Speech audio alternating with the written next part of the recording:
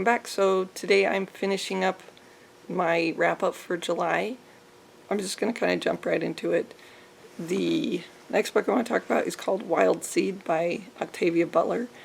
And this is about these two immortals that meet up and they're trying to give their children like magical abilities. So it's kind of like this weird like breeding program for immortals. How they're trying to intermix their abilities and see what they can come up with, and it was just kind of bizarre. I gave it 7.5 out of 10 stars. There were things I liked about it, and it was intriguing enough that I'm like, I want to see what happens next. Although I'm still kind of like not sure how I feel about it. So the next one was So You Want to Talk About Race by Ijeoma. And this was just one of the books that's come out recently about race and how people are affected by race. I gave it 8 out of 10 stars. There are things I really liked about it. There are things that I'm questioning as I'm trying to learn more about the situation. Okay. Next book was The Institute by Stephen King. This is about a group of kids that are kidnapped, their families are murdered, and they're put in this institute because they supposedly have these magical abilities, and they're traumatized and they're not treated very well, and of course they want to escape. It was pretty good. Gave it 8 out of 10. Next was Xenocide by Orson Scott Card. This is the third book in the Ender Saga. And I didn't like this one as much as the other two, but it was pretty good. It was okay. Again, I gave this one 8 out of 10 stars. This is a science fiction, I guess it's considered young adult.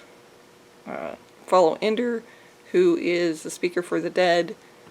He committed a xenocide in the first novel, killed a race of aliens.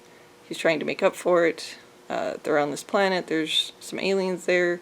Looks like people are trying to wipe them out again, and he's trying to save them. I gave Xenocide 8 out of 10 stars. Next is Lair of Bones by David Farland. This is the fourth book in the Rune Lords. This was kind of a conclusion. There's still more books in the series, but this one looks like it's the end of the 4-book zone type thing. But I know there's more books that take place after this. I did enjoy it. This was kind of the wrap-up. Them fighting the big bad evil, the thing that's going to wipe out the world. It was kind of rushed at the end. The ending seemed just... It wasn't that it was out of nowhere, it just like, oh. And I kind of felt like they didn't... Could have taken a few more risks with it. Next is Deathless Divide by Justina Ireland. This is the second book in the Dread Nation. This is about, takes place in the era around the Civil War. It's a little bit after the Civil War, but basically everyone who died in Gettysburg just got up and started attacking people. So it's a zombie.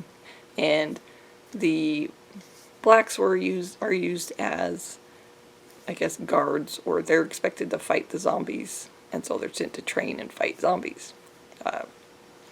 I enjoyed it quite a bit. I gave this one 8.5 out of 10 stars. Next is Cockoo Song by Francess Hardinge. And this was kind of a horror, I think was considered young adult, but it's a horror novel. This girl wakes up and she realizes something's not right with her. She feels different, and then comes to find out she's not who she thought she was. And her family's all afraid of her, and she keeps doing things that don't make sense. It's all about her trying to figure out what's going on, trying to solve a mystery, trying to find out who the person is and where they are.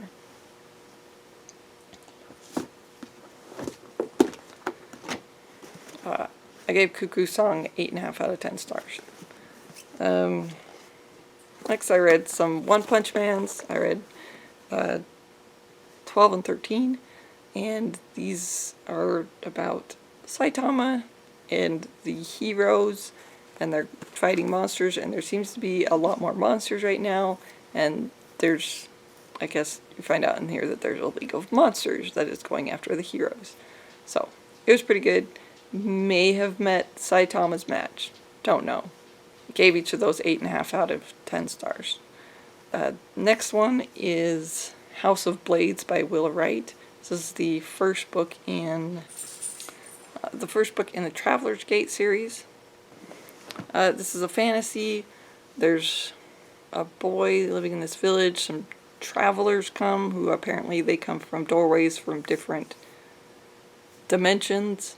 They take people. They're supposed to be of blood sacrifice. They kill his mother, so he decides he's going to go after them. He ends up joining up with a traveler, who, not the ones that kidnapped family, but he joins this traveler who's teaching him magic. They go to this house, the House of Blades, which is quite an interesting place because everything there is trying to kill you. But because, you need to learn how to protect yourself. So they have to try to kill you as a courtesy. So I enjoyed it quite a bit. I gave it 9 out of 10 stars. Next was Neverseen by Shannon Messenger. This is the 4th book in Keepers of the Lost City. I'm enjoying this series a lot. It's about Sophie, who finds out she's an elf, and she's trying to uncover a secret society who is trying to destroy the world of the humans and the elves, I think. Well, either way, they're doing some nasty things. I gave this one 9.5 out of 10 stars. Only thing I don't like about it is how often she seems to get out of situations that I don't know she'd be able to get out of. Right, okay. Next ones were some mangas. I read A Silent Voice, volumes 1 and 2. I really, really like these. These were really good. These are about bullying. This girl goes to school. She's bullied because she can't hear, and she ends up being bullied so bad she has to leave the school. And then the boy that was behind most of the bullying decides that he wants to make amends. He meets up with her 5 years later, and he's trying to make things right. They were great. I would certainly recommend them. I find that they actually had great therapeutic value if I was working with teenagers. I gave A Silent Voice, both of them 9.5 out of 10 stars. Next are my 3 favorites, and it's hard to say which ones I like the best. First was Last Argument of Kings. This is the final book in the First Law trilogy. I know there's more books in the world, and I plan to pick those up. I really liked this. I felt like the wrap-up for the characters were really great. At the very end, I felt it was a little rushed, like, oh, really? But certainly liked it a lot. Next one was 3 Cups of Tea by Greg Mortenson, and I have the physical book, but I lent it out. This was about a guy who he's going to climb a mountain because his sister had died, and he wants to leave a memento for her on the K2 mountain. He does not succeed in climbing the mountain, and when he's in this town, and he's devastated because he didn't complete his journey. He looks around and starts asking about this area, and finds out that they don't have a school, and that they don't have teachers in this area either. And so he decides he's going to build him a school. And then he goes around Pakistan, Afghanistan, all these different areas building schools.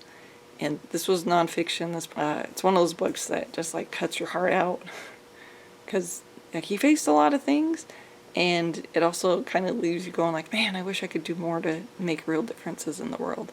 So it was really great. Highly recommend it if you read nonfiction. Then the last one, my favorite book this month. By the way, all these books, I gave 3 Cups of Tea 10 out of 10. And also Last Argument of Kings, I gave that 10 out of 10. So my favorite book this month was The Burning God by R.F. Kuang. This is the final book in the Poppy War trilogy. I thought she stuck the ending. It was awesome. All the wrap up to the end, and just like all the rest, it was really dark. It was pretty grim. You didn't know what was going to happen, and even at the ending, you're like, oh, what got solved? Alright, so those are all the books that I read in the month of July. Like, quite a lot. And thanks everyone for watching. If you liked the video, please like and subscribe.